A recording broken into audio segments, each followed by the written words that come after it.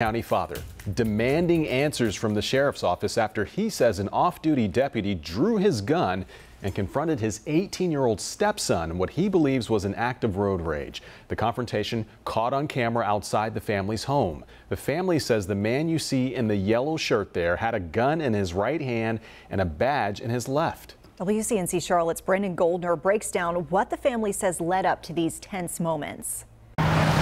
July 4th, 18-year-old Tanner Jones says he was picking up his girlfriend. And I was backing out of her driveway and I kind of stalled the car a little bit. Right before he stalled, he says this red pickup truck was coming around the curve. And Jones believes the driver purposely stopped short of him. I mean, I thought I was going to get hit. I was scared. He was angry, but both drivers went their separate ways until they got to Highway 64 and Boston Road. As Jones approached, he says the pickup driver was glaring at him.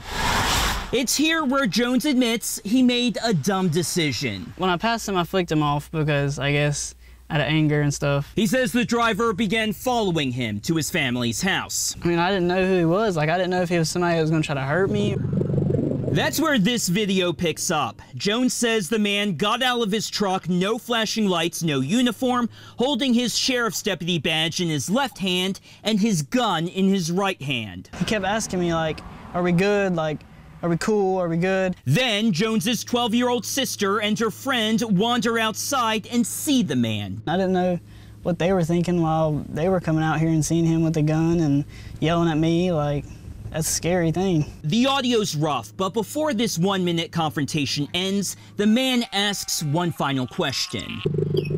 When Jones's stepfather, Bobby Reynolds, watched this, he was furious. He argues the deputy unnecessarily escalated this situation. I think he's hot-headed. I think at very least he needs to be pulled off the street, get some additional training. He says he filed a report with the sheriff's office, but he says the sheriff and other deputies he met with told him they are under no legal obligation to answer any of his questions. So he has no idea what, if anything, happened after his report. I'm just looking to, justification from them on treating my stepson in the manner they did. In a phone call, Sheriff Chris Bowman told me the off-duty deputy called dispatch and followed Jones after he flipped off the deputy out of concern for other drivers' safety. However, federal courts have repeatedly ruled that giving a law enforcement officer the middle finger is protected by the Constitution. Sheriff Bowman originally agreed to talk to us on camera, but on the morning of our interview, he asked us to postpone,